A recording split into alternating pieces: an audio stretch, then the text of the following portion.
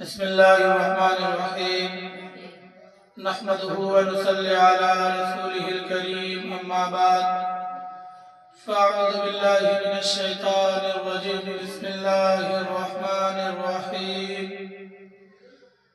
وإذ أخذ ربك من بني آدم من ظهورهم صدق الله العلي العظيم وصدق رسوله النبي الكريم ونحن على ذلك لمن الشاهدين والشاكرين والحمد لله رب العالمين. قال النبي صلى الله عليه وسلم الدنيا سجن المؤمن وجنة الكافر أو كما قال عليه الصلاة والسلام.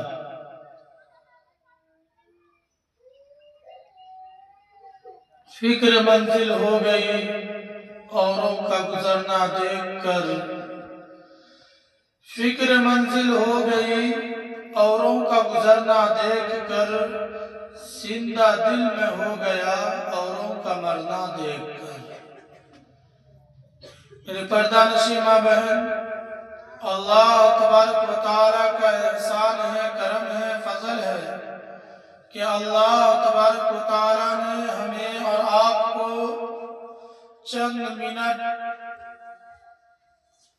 اللہ اور اللہ کے رسول کی باتوں کو سننے کے لیے اللہ نے ہمیں اور آپ کو جمع فرمایا. دعا کیجیے اللہ تبارک و تعالی ہم سب کے اس بیٹھنے کو، کہنے کو، سننے کو قبول فرمائے. میرے پردہ نشین ماں بہن، ابھی جو میں نے قرآن پاک کی آیت تلاوت کی ہے، اس آیت کا ترجمہ اور اس آیت کی تشریح اللہ کے رسول جناب محمد رسول اللہ صلی اللہ علیہ وسلم کی اس حدیث سے ہوتا ہے کہ ایک مرتبہ اللہ کے رسول صلی اللہ علیہ وسلم نے کہا کہ سب سے پہلے اللہ تبارک و تعالی نے حضرت آدم علی نبینا علیہ التحیۃ والتسلیم کو پیدا فرمایا. اس کے بعد حضرت آدم کی ولادت کے بعد اللہ تبارک و تعالی نے اپنے دائیں ہاتھ کو حضرت آدم علیہ السلام کے دائیں پشت پر رکھا تو بہت ساری نورانی حوریں، بہت ساری نورانی روحیں، اچھی شکل و صورت، خوبصورت حسین چہرے والی روحیں اللہ تبارک و تعالیٰ نے جیسے ہی ہاتھ رکھا وہ نکل کر کے باہر ہوئی. پھر اس کے بعد اللہ تبارک و تعالیٰ نے اپنے بائیں ہاتھ کو حضرت آدم علی نبینا علیہ التحیۃ والتسلیم کے بائیں پشت پر رکھا تو بہت ساری کالے چہرے والی روحیں نکل کر کے باہر آئے. تو پتہ چلا کہ اللہ تبارک و تعالیٰ نے حضرت آدم علی نبینا علیہ التحیۃ والتسلیم کے پیدا کرنے کے بعد ہم سب کے روح مبارک کو وہاں پر جمع کیا، اکٹھا کیا اور اللہ نے یہ بتلایا کہ 3 عالم انسان کے اوپر گزرنا ہے. 3 عالم. ایک عالم ارواح. جب اللہ نے ہم سب کے روح مبارک کو جمع کیا، جمع کر کے اللہ نے پوچھا قالوا بلا، اللہ نے پوچھا کہ تمہارا رب کیا میں تمہارا رب نہیں ہوں؟ الست بربکم. تو تمام روحیں بیک وقت ایک زبان ہو کر ایک ساتھ سب نے کہا تھا قالوا بلا، جی ہاں آپ ہی ہمارے رب ہیں، آپ ہی ہمیں پیدا کرنے والے ہیں، آپ ہی ہمارے پالنہار ہیں، آپ ہی رب کریم ہیں، آپ بادشاہوں کے بادشاہ ہیں، آپ مالکوں کے مالک ہیں، آپ کی حکومت چاہے وہ عرش ہو، فرش ہو، سمندری علاقہ ہو، جو بھی ہو، آپ کی حکومت ساری چیزوں کے اوپر ہے، کیونکہ آپ ہی رب اعلیٰ ہیں۔ سب نے بیک وقت کہا تھا۔ اس کے بعد اللہ تبارک و تعالیٰ نے مرحلہ بنا دیا، انسانی زندگی کا ایک اسٹیشن بنا دیا۔ سب سے پہلے وہ روح جو عالم ارواح میں اللہ نے جمع کر رکھا تھا، اس کو اللہ تبارک و تعالیٰ باپ کے پشت کے اندر ڈالتا ہے۔ باپ کے پشت کے اندر ایک اسٹیشن اور ایک پڑاؤ، ایک رکنے کی جگہ ہے۔ پھر اس باپ کے پشت سے اللہ تبارک و تعالیٰ اس روح کو ماں کے رحم کے اندر، ماں کے پیٹ کے اندر بھیجتا ہے۔ بھیجنے کے بعد 8 مہینہ 9 مہینہ، اس کے بعد وہ انسانی شکل اختیار کرنے کے بعد اللہ تبارک و تعالیٰ مادہ رحم کے بعد عالم دنیا کے اندر انسان کے وجود کو بخشتا ہے، انسان کو پیدا فرماتا ہے۔ ایک ماں کے ذریعے، ایک باپ کے ذریعے پتا چلا کہ اللہ نے جس روح کو عالم ارواح میں جمع کیا، وہاں سے نکال کر باپ کے پشت میں ڈالا، وہاں سے نکال کر ماں کے پیٹ میں ڈالا، ماں کے پیٹ سے پھر اللہ نے عالم آخرت، عالم دنیا کے اندر انسان کو وجود میں لایا۔ پھر انسان دنیاوی زندگی کے اندر اپنی زندگی کو گزارتا ہے۔ اب اللہ نے کہا کہ جب عالم ارواح میں تم تھے، وہاں کوئی عمل تمہارے اوپر لازم نہیں تھا، لیکن جب تم ماں کی پیٹ میں گئے، وہاں بھی تمہارے اوپر کوئی عمل نہیں تھا، لیکن اب جب میں نے تم کو باپ کے پشت سے رخصت کر کے، ماں کے پیٹ سے رخصت کر کے عالم دنیا کے اندر بھیجا ہے، تو میں تم کو اب تمہارے اوپر کچھ احکام کو میں جاری کرتا ہوں، کچھ عبادت کو میں لازم کرتا ہوں۔ یہ کرنے والا انسان دنیا اور آخرت کے اندر کامیاب ہوگا۔ اللہ نے کہا یہ دنیا بقدر مقدر تم کو مل جائے گی، پر آخرت یہ بقدر محنت تم کو ملے گی۔ یہ دنیا میں جو تم آئے ہو، اللہ نے کہا اس میں پیدائش کا کوئی نہ کوئی مقصد ہے، تمہیں بھیجنے کا کوئی نہ کوئی مقصد ہے۔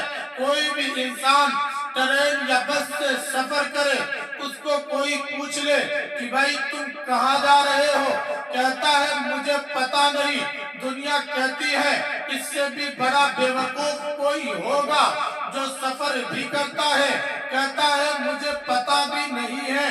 یہ تو بڑا بے عقل انسان معلوم ہوتا ہے جو انسان کہتا ہے کہ میرا فلاں جگہ کا سفر ہے۔ اللہ انسان، دنیاوی انسان کہتا ہے ہاں یہ عقل مند ہے، انہیں پتا ہے کہ میں جو اس ٹرین کے اوپر بیٹھا ہوں، میں جو اس بس کے اوپر بیٹھا ہوں، مجھے جانا کہاں ہے۔ انسان عقل مند مانا جاتا ہے۔ ٹھیک اسی طرح اللہ نے کہا یہ دنیا ایک سفر ہے، انسان ایک مسافر ہے۔ یہ دنیا ایک ٹرین اور بس کی طرح سواری ہے۔ جو انسان اس پر سوار ہوا اور انہیں اپنے مقصد کا پتا ہو اور وہ جانتا ہو کہ میں اس دنیا کے اندر کیوں آیا، اللہ نے مجھے کیوں بھیجا، میرے آنے کا مقصد کیا ہے، میں کہاں سے آیا ہوں، میں کس جگہ آیا ہوں، میں جہاں آیا یہاں کیوں آیا ہوں، پھر مجھے کہاں جانا ہے، وہ انسان دنیا کے اندر اور آخرت کے اندر عقل مند مانا جائے گا۔ لیکن آج دنیا کی تاریخ کو آپ الٹ کر کے دیکھ لیں، ایک مزدور مزدوری کرتا ہے، انہیں اپنے مقصد کا پتا ہے۔ ایک دکاندار دکان کرتا ہے، انہیں اپنے مقصد کا پتا ہے۔ ایک ٹیچر اسکول کے اندر پڑھاتا ہے، انہیں اپنے مقصد کا پتا ہے۔ آپ دنیا کے اندر دیکھ لیں، ایک انجینئرنگ پڑھنے والا جب وہ اپنی انجینئرنگ کو پاس کرتا ہے، انہیں اپنے مقصد کا پتہ ہے کہ مجھے دنیا کمانا ہے، مجھے اس کام کو اس طرح انجام دینا ہے۔ میری پردہ نشی ماں بہن، اگر سب سے بے عقلی کی بات کوئی ہے تو یہ ہے، اللہ نے جب ہمیں دنیا میں بھیجا، ہمیں آج اپنے مقصد کا کوئی پتہ نہیں۔ آج ہم نہیں جانتے کہ یہ دنیا جہاں ہم حاضر ہوئے، اس کے اندر آنے کا مقصد کیا ہے۔ اللہ نے صاف کہا کہ دنیا کے اندر کوئی چیز نہ تھی، لیکن میں نے تمہیں بھیجا۔ فرشتوں نے سوال کیا، اللہ تبارک و تعالی، آپ جو یہ انسان کو بھیج رہے ہیں، یہ انسان جو دنیا میں جائیں گے، جب اللہ نے مشورہ فرشتوں سے لیا، اللہ نے کہا وَإِذْ قَالَ رَبُّكَ لِلْمَلَائِكَةِ إِنِّي جَاعِلٌ فِي الْأَرْضِ خَلِيفَةً، کہ میں روئے زمین پر اپنا ایک نائب بھیجنا چاہتا ہوں، اپنا ایک خلیفہ بھیجنا چاہتا ہوں۔ اللہ تبارک و تعالیٰ نے جب یہ مشورہ کیا، فرشتوں نے کہا قالوا اتجعل فيها من يفسد فيها ويسفك الدماء ونحن نسبح بحمدك ونقدس لك۔ اے اللہ تبارک و تعالیٰ، آپ ایک ایسی مخلوق کو، ایسے انسان کو روئے زمین پر بھیج رہے ہیں جو جانے کے بعد فساد مچائے گا، خون ریزی کرے گا، آپ کے حکم کی نافرمانی کرے گا۔ آپ آخر اس انسان کو دنیا کے اندر کیوں بھیج رہے؟ کیا آپ کو اپنی تسبیح کی ضرورت ہے؟ کیا آپ کو اپنی عبادت کی ضرورت ہے؟ کیا آپ کی عبادت کے لیے ہم کافی نہیں ہیں؟ نحن نسبح، ہم آپ کی تسبیح بیان کرتے ہیں، ونقدس لک، ہم آپ کی تقدیس بیان کرتے ہیں، ہم آپ کی تحمید بیان کرتے ہیں، ہم آپ کی بڑائی بیان کرتے ہیں۔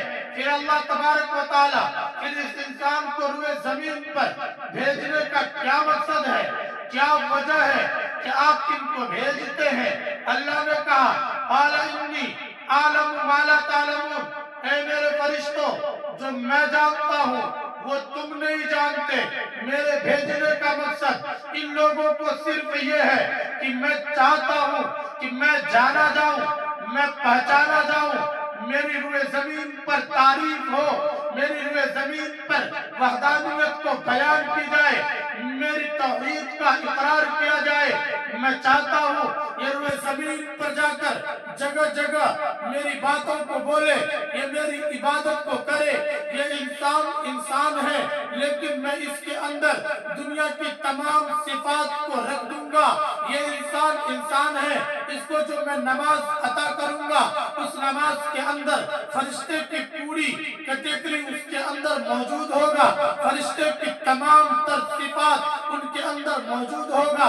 اس نماز کے اندر درخت کی صفات اس کے اندر موجود ہوگا، اس نماز کے اندر جانور کی صفات اس کے اندر موجود ہوگا۔ میں جب اس کو ایک نماز دوں گا، جس نماز کے اندر آج فرشتہ ایک نماز کے اندر کوئی قیام میں کھڑا ہے، کہ اللہ اکبر، وہ قیامت تک کھڑا رہے گا، اس کو رکوع کی توفیق نہیں مل سکتی، سجدے کی توفیق نہیں مل سکتی، لیکن اللہ نے کہا میں اس انسان کو جب پیدا کروں گا، میں اسے ایک نماز کے اندر قیام بھی دوں گا، رکوع بھی دوں گا، سجدہ بھی دوں گا، تشہد بھی دوں گا، یعنی فرشتوں سے بھی یہ اعلیٰ قسم کا انسان ہوگا۔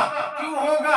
کیونکہ اللہ نے جس فرشتے کو قیام میں کھڑا کیا وہ قیام میں کھڑا ہے، اور جس فرشتے کو رکوع کا حکم دیا وہ قیامت تک رکوع میں ہی رہے گا، اور جس فرشتے کو اللہ نے سجدے کا حکم دیا وہ قیامت تک سجدے میں ہی رہیں گے، اور اللہ نے جس فرشتے کو تشہد میں بیٹھنے کا حکم دیا وہ فرشتہ قیامت تک تشہد میں بیٹھے رہیں گے۔ اللہ نے درخت کو قیام میں رکھا، یہ درخت قیامت تک قیام میں کھڑا ہی رہے گا۔ اللہ نے گائے بھینس چوپائے کو رکوع کا حکم دیا، یہ قیامت تک رکوع کے حالت میں ہی رہیں گے۔ اللہ اللہ تبارک و تعالیٰ نے میڈک کو تشہد کا حکم دیا، وہ قیامت تک تشہد میں ہی رہیں گے۔ اللہ نے سانپ اور بچھو کو جو زمین پر ریگنے والے جانور ہے سجدے کا حکم دیا، وہ قیامت تک اسی سجدے کی حالت میں رہیں گے۔ لیکن اللہ نے کہا میں جو اس انسان کو پیدا کروں گا، میں جو اس انسان کو بناؤں گا، میں جو اسے روئے زمین پر بھیجوں گا، اس کے قیام میں فرشتوں کا قیام ہوگا، اس کے قیام میں درخت کا قیام ہوگا۔ میں اس کو 5 منٹ کی نماز میں فرشتوں کا قیام بھی دوں گا، درخت کا قیام بھی دوں گا۔ میں اس کے 5 منٹ کی نماز میں فرشتوں کا رکوع بھی دوں گا، جانور گائے بھینس گھوڑا گدھا کا رکوع بھی دوں گا۔ میں ان کی 5 منٹ کی نماز میں جس طرح فرشتہ تشہد کے اندر قیامت تک رہے گا، میڈک تشہد کے اندر قیامت تک رہے گا، میں ان کی 5 منٹ کی نماز میں تشہد بھی دوں گا۔ اللہ نے کہا میں ان کی 5 منٹ کی نماز میں جس طرح فرشتہ سجدہ کی حالت میں ہے قیامت تک رہے گا، جس طرح سانپ اور بچھو سجدے کی حالت میں ہے قیامت تک رہے گا، لیکن میں اس کی 5 منٹ کی نماز میں میں ان کے اوپر سجدہ کو بھی لازم کروں گا، 1 رکعت میں 2 سجدہ دوں گا۔ اللہ نے کہا میں نے ان کو جو بھی دیا سب ہر مخلوق کی صفات میں کاٹ کر ان کو صفات دیا، سب مخلوق کو الگ الگ دیا، لیکن ان کے اندر تمام مخلوق کی صفات کو یکجا کیا۔ یہی تو وجہ تھا، یہی تو قول تھا اللہ کا کہ میں ان کو اپنا خلیفہ بناتا ہوں، میں اس کو اپنا نائب بناتا ہوں۔ اور فرشتوں تم نہیں جانتے جو میں جانتا ہوں، یہ روئے زمین پر جا کر تمہیں لگتا ہے یہ خوریزی کرے گا، یہ فساد مچائے گا، لیکن وہ فرشتوں یاد رکھو جو میرا نیک بندہ ہوگا، جو منمانی زندگی کو چھوڑ کر ربچائی زندگی گزارے گا، وہ کبھی بھی منمانی زندگی دنیا میں نہیں کرے گا۔ ان کا منشا، ان کا مقصد یہ ہوگا میرا رب کس چیز میں راضی ہوتا ہے، میرا رب کب راضی ہوگا، کیسے راضی ہوگا، کس طرح راضی ہوگا، وہ اسی میں لگا رہے گا۔ وہاں میرا بندہ دنیا میں جو جائے گا وہ سب خوریزی نہیں کرے گا، سب فساد نہیں مچائے گا، وہ تو کچھ بدبخت کچھ شریر قسم کے لوگ ہوں گے جو روئے زمین پر جا کر فساد مچائیں گے، خوریزی کریں گے۔ اس لیے میری پردہ نشین ماں بہن، اللہ تبارک و تعالیٰ نے فرشتوں سے کہا کہ یہ انسان نہیں، روئے زمین پر میرا نائب، میرا خلیفہ ہے۔ اللہ اکبر، کتنی بڑی بات ہے، کتنی بڑی بات ہے کہ اس روئے زمین پر اللہ ہمیں بھیجے اور بھیج کر یہ کہے کہ یہ میرا نائب، میرا خلیفہ ہے۔ اگر دنیا کے اندر ایک انسپکٹر، ایک پولیس آفیسر، ایک بادشاہ، ایک وزیر داخلہ، ایک وزیر قانون، ایک صدر جمہوریت کا ماننے والا یہ کہہ دے کہ فلاں انسان میرا وزیر ہے، فلاں انسان میرا نائب ہے، وہ انسان کو دنیا کیا سمجھتی؟ یہ فلاں بندہ فلاں پیر کا مرید ہے، فلاں جو پولیس آفیسر ہے یہ اس کا تو کیا بولتے رائٹ ہینڈ ہے، اس سے ڈرو، یہ رائٹ ہینڈ ہے۔ اور ہمیں اللہ نے اپنا رائٹ ہینڈ بنایا، اللہ نے کہا یہ میرا نائب، میرا خلیفہ ہے۔ لیکن افسوس، صد افسوس کہ آج دنیا کے اندر اللہ نے جس مقصد کے تحت ہمیں اور آپ کو بھیجا، آج ہم اس مقصد کو بھول گئے، آج ہم اس مقصد کو چھوڑ دیے، آج ہم اس مقصد کو پس پشت ڈال دیے۔ اللہ نے بھیجا تھا، اللہ نے کہا وَمَا خَلَقْتُ الْجِنَّ وَالْإِنسَ إِلَّا لِيَعْبُدُونِ۔ او لوگو، او دنیا کے انسانوں، او میرے پیارے بندوں، او میرے عزیزوں، سنو سنو، دنیا کے اندر جتنی چیز ہے اللہ نے کہا میں نے چاند بنایا تمہاری خدمت میں ڈالا، میں نے سورج کو بنایا تمہاری خدمت میں ڈالا، میں نے چرند پرند درند کو بنایا تمہاری خدمت میں ڈالا، میں نے درخت کو پیدا کیا تمہاری خدمت میں ڈالا۔ اللہ نے کہا میں نے زمین کو بچھایا تمہاری خدمت میں ڈالا، میں نے دنیا کی جتنی چیزیں بنائی اللہ نے کہا سب کو انسان کی خدمت کے لیے بنایا۔ پھر اللہ نے کہا کیا پتا ہے تم کو ساری چیز तुम्हारी कदमों में, लेकिन तुम्हारा सर मेरी कदमों में हो, इसीलिए तुमको मैंने पैदा किया, सारी चीज को तुम्हारा खादिम बनाया, लेकिन तुमको मैं अपनी इबादत के लिए बनाया, तुमको अपनी खिदमत के लिए बनाया। तुमको जो मैंने ये सर दिया, जिस सर को मैंने बुलंद किया, जिस सर को मैंने सरफराज किया, जिस सर को मैंने ऊंचा किया, जानवर की तरह नीचा न किया, सांप बिच्छू की तरह जमीन पर न किया, बल्कि अशरफ बनाया, अफजल बनाया, सबसे अरफा बनाया, सबसे ऊंचा बनाया। क्यों बनाया? इस सर के अंदर जो सबसे मेन चीज था, जो कान है मैंने सर के अंदर रखा, जो आंख है मैंने सर के अंदर रखा, जो मुंह है मैंने सर के अंदर रखा, और जो अल्लाह ने कहा जो सबसे बड़ी चीज है जो दिमाग, वो मैंने सर के अंदर रखा।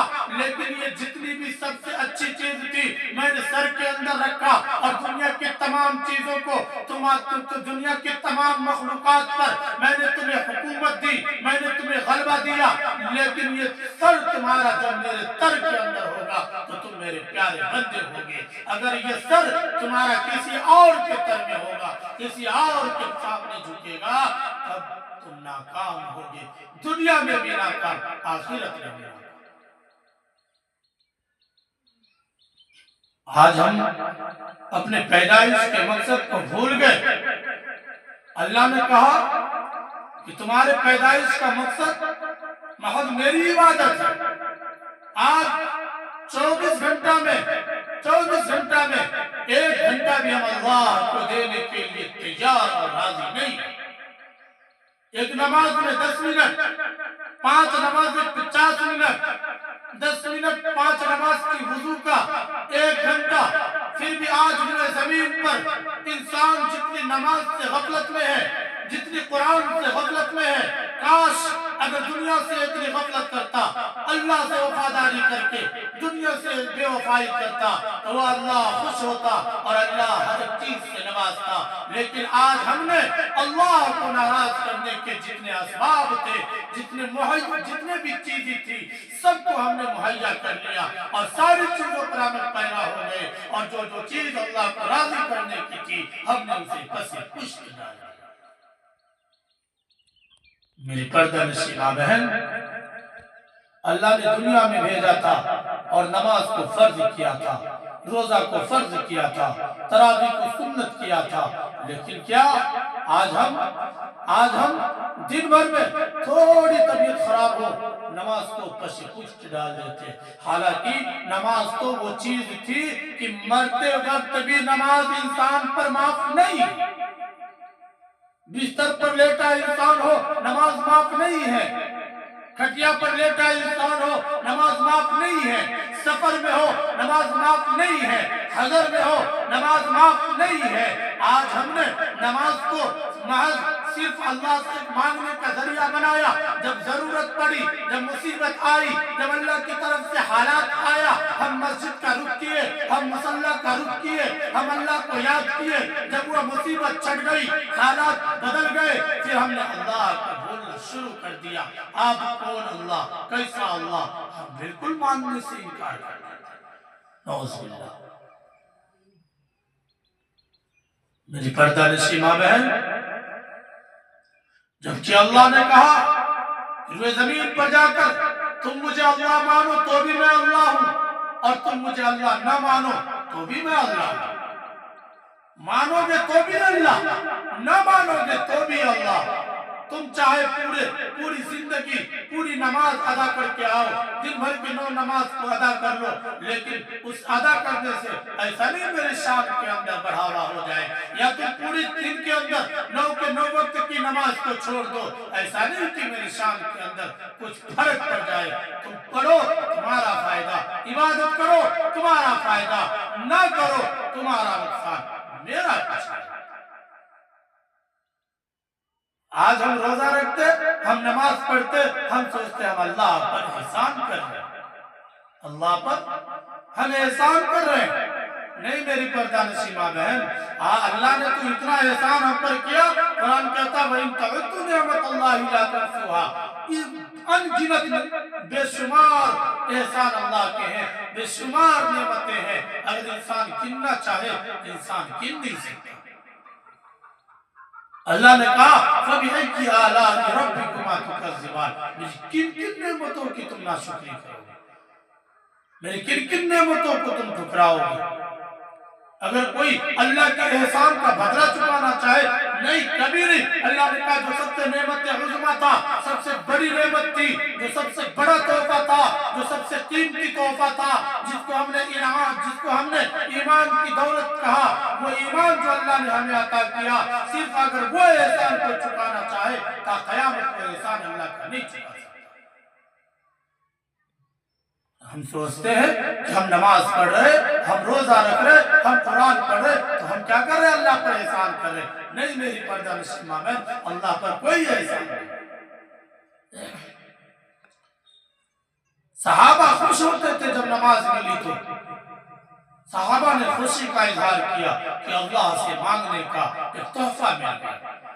آج ہم انسان، ہمیں سب سے بھاری نماز لگتا ہے، سب سے بھاری روزہ لگتا ہے، عجیب عجیب سوچ کے لوگ ہیں۔ قسم میں ابھی بازار جانے سے اتنا ڈرتا ہوں، اتنی بھیڑ ہے نا عورتوں کی بازار کے اندر، عورت وہاں جانے سے نہیں ڈرتی۔ تب تو لوگوں نے ٹھیک کر دیا کہ لے بازار دے بازار کر رہی ہے، دھڑے بازار لے منیارا دے منیارا، لے سوٹ دے سوٹ، لے چپل دے سینڈل، نہ روزہ کی نہ نماز کی، لیکن لے بازار دے بازار، نہ نماز ہے نہ روزہ ہے نہ قرآن کی تلاوت ہے، کچھ بھی نہیں، نہ اللہ کا ذکر نہ اللہ کی تسبیح نہ اللہ کی تحمید نہ اللہ کی تقدیس، کچھ بھی نہیں، صرف جو ہے لے بازار دے بازار، لے منیارا دے منیارا، لے سوٹ دے سوٹ۔ اللہ اکبر، یہ کیسے لوگ ہیں؟ جب اللہ نے کہا یہ عید کس کا؟ جو روزہ رکھا اس کا، جو تراویح پڑھا اس کا، کیا سب کا؟ بلکہ یہاں تک ہے کہ جو روزہ نہیں رکھا وہ عیدگاہ بھی نہ جائے۔ اس لیے میری پردہ نشین ماں بہن، دنیا میں آنے کا جو اصل مقصد وہ اللہ کو راضی کرنا، اپنی مغفرت کی طلب کرنا، اللہ کو منانا، اللہ کو خوش کرنا، یہی دنیا میں آنے کا اصل مقصد ہے۔ اگر کوئی اس کو بھولتا ہے وہ دنیا کے اندر پاگل، بے وقوف، مہا بے وقوف ہے۔ اگر کوئی اس کو یاد رکھتا ہے کہ میرے دنیا میں آنے کا مقصد اللہ کی عبادت، اللہ کی بندگی ہے، اور اللہ کی بندگی کر کے اس زندگی سے جاتا ہے، اس دنیا سے جاتا ہے، تو وہ اللہ کا نیک بندہ ہے، ورنہ تو اللہ کا سرا ہوا گندہ بندہ ہے۔ اس لیے میری پردہ نشین ماں بہن، ہم اپنے آنے کے مقصد کو سمجھے۔ اللہ نے بھیجا تھا، اللہ نے دنیا میں بسایا تھا، پھر اللہ نے کہا تمہیں واپس آنا ہے، تمہیں واپس میرے پاس آنا ہے، ایسا نہیں تم دنیا میں رہ جاؤ گے۔ کیا تمہارا گمان یہ ہے کہ تم دنیا میں گئے تو رہ گئے؟ نہیں، اللہ نے کہا جو بھی گیا سب کو موت کا مزہ چکھنا ہے، کل نفس ذائقۃ الموت، ہر نفس کو موت کا مزہ چکھنا ہے۔ جو بھی دنیا میں آیا وہ دنیا سے جائے گا۔ لیکن آج ہم نے کہا سب سے بڑا عقل مند کون ہے؟ اور یہ فلاں انسان ماسٹر ہے، بہت عقل مند ہے، بڑا نالج کا ماسٹر ہے۔ اور میں نے کہا دنیا کے اندر فلاں انجینئر ہے، فلاں ڈاکٹر ہے۔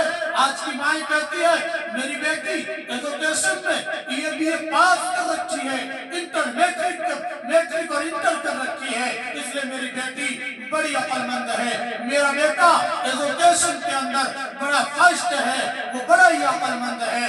لیکن او میری پردہ نشین ماں بہن، یاد رکھو میرے پیارے رسول جناب محمد رسول اللہ صلی اللہ علیہ وسلم نے کہا کہ اس روئے زمین پر سب سے بڑا عقل مند، سب سے نالج کا تیز، سب سے بڑا گیانی وہی ہے جو